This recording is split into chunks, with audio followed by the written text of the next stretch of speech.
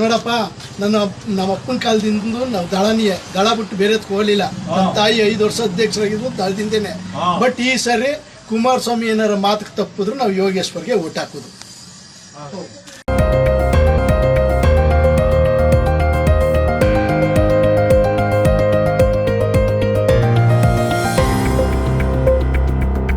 ಹಿಂದೆ ಬೆಂಗಳೂರಿಗೆ ಒಂದು ನಮ್ಮ ಸ್ನೇಹಿತರು ಮಗಳು ಮದುವೆಗೆ ಅಂತ ಹೊರಟು, ನಾನು ನಮ್ಮ ಪುರಸ್ವಾಮಿ ನಮ್ಮ ಕಾಲೇಜ್ನವರಿಗೆ ಆಟೋದಲ್ಲಿ ನಾವು ರಾಜಕೀಯ ಮಾತಾಡ್ಕೊಂಡು ಹೋಗ್ತಿದ್ದೋ. ಆಟೋ ಡ್ರೈವರ್ ಕೇಳ್ದ, ಸರ್ ನೀವು ಚನ್ನಪಟ್ಟಣದವರ ಅಂತ ಅಂದ. ಹ್ಞೂ ಅಂದೆ. ನಿಮ್ಗೇನೋ ಮಾನ ಮರ್ಯಾದೆ ಇದ್ದದೆ ಅಂದ್ಬಿಟ್ಟ.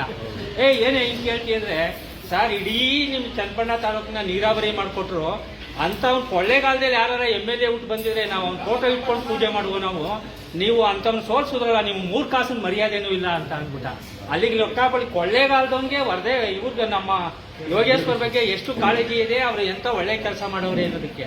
ಅದಕ್ಕೋಸ್ಕರ ದಯವಿಟ್ಟು ಎಲ್ಲರೂ ಅಟ್ಲೀಸ್ಟ್ ನೀವು ನಿಂತು 100 ಜನನ ನಿಮ್ಮ ಕೈಲಾದಷ್ಟು ಮತಗಳನ್ನ ಅವ್ರಿಗೆ ಹಾಕ್ಸಿದ್ರೆ, ಅವ್ರು ಎಲ್ಲರ ನಿಂತ್ಕೊಳ್ಳಿ, ಯಾವ ಪಕ್ಷದ ನಿಂತ್ಕೊಳ್ಳಿ, ಯಾವುದೆಲ್ಲ ನಿಂತ್ಕೊಳ್ಳಿ, ಅವ್ರಿಗೆ ಗೆಲ್ಸಿದ್ರೇ ನಮ್ಮ ಚನ್ನಪಟ್ಟಣ ತಾಲೂಕು ಜನಕ್ಕೆ ಮರ್ಯಾದೆ ಬರುವುದು ಅಂತ ಹೇಳೋದಕ್ಕೆ ಇಷ್ಟಪಡ್ತೀನಿ.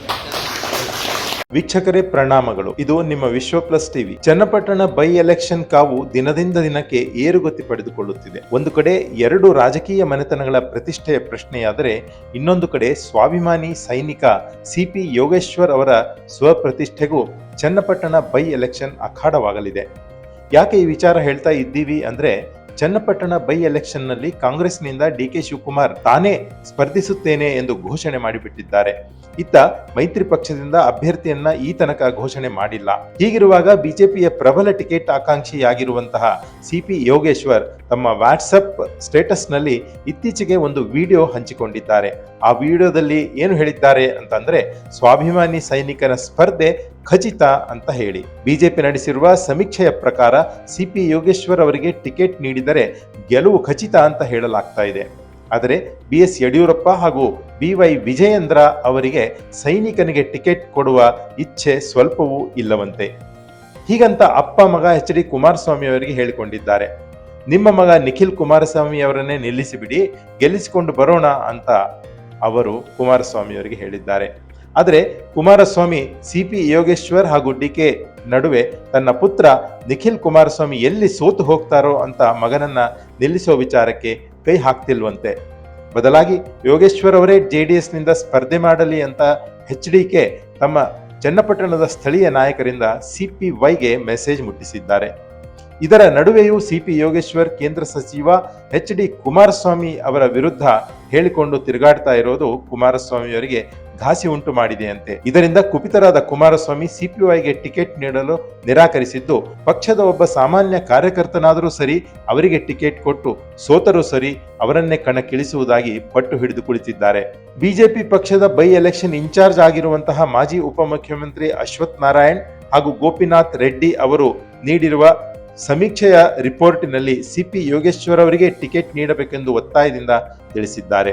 ರಿಪೋರ್ಟ್ನಲ್ಲಿ ತಿಳಿಸಿರುವಂತಹ ಮುಖ್ಯ ಅಂಶಗಳು ಏನೆಂದರೆ, ಬೆಂಗಳೂರು ಗ್ರಾಮಾಂತರ ಲೋಕಸಭಾ ಚುನಾವಣೆಯಲ್ಲಿ ಬಿಜೆಪಿ ಅಭ್ಯರ್ಥಿ ಗೆಲುವು ಸಾಧಿಸುವುದರಲ್ಲಿ ಸಿಪಿ ಯೋಗೇಶ್ವರ್ ಅವರ ಕೊಡುಗೆ ಅಪಾರವಾಗಿದೆ. ಯೋಗೇಶ್ವರ್ ಸಚಿವರಾಗಿದ್ದಾಗ ಚನ್ನಪಟ್ಟಣ ಕ್ಷೇತ್ರದ ವ್ಯಾಪ್ತಿಯಲ್ಲಿ ನೀರಾವರಿ ಕ್ಷೇತ್ರವನ್ನು ಒಳಗೊಂಡಂತೆ ಅನೇಕ ರಚನಾತ್ಮಕ ಕೆಲಸಗಳನ್ನು ಮಾಡಿದ್ದಾರೆ. ಕ್ಷೇತ್ರದ ಜನರ ನಾಡಿಮಿಡಿತದಲ್ಲಿ CPY ಬಗ್ಗೆ ಒಳ್ಳೆಯ ಅಭಿಪ್ರಾಯವಿದೆ. ಅದೇ ರೀತಿಯಾಗಿ ಇಡೀ ರಾಮನಗರ ಜಿಲ್ಲೆಯಲ್ಲಿ ಬಿಜೆಪಿಯನ್ನು ತಳಮಟ್ಟದಿಂದ ಗಟ್ಟಿಗೊಳಿಸುವಲ್ಲಿ CPY ಅವರ ಪಾತ್ರ ಅಗತ್ಯವಾಗಿದೆ ಮತ್ತು ಅನಿವಾರ್ಯವಾಗಿದೆ.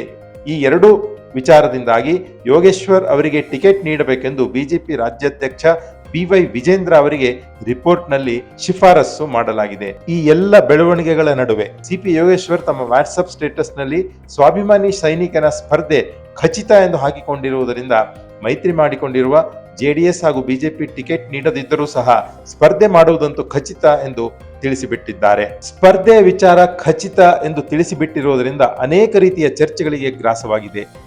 ಅತ್ತ ಕಾಂಗ್ರೆಸ್ನಿಂದ DK ಶಿವಕುಮಾರ್ ತಾನೇ ಸ್ಪರ್ಧೆ ಮಾಡುತ್ತೇನೆ ಎಂದು ಘೋಷಣೆ ಮಾಡಿದ್ದಾರೆ.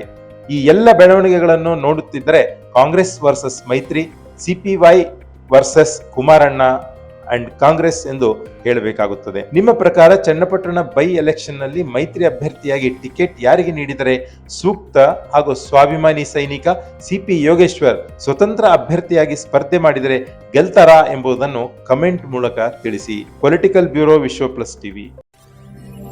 ವಿಶ್ವ ಪ್ಲಸ್ ಜನಹಿತಕ್ಕಿದು ಜಾಲದ ಜಾಲ.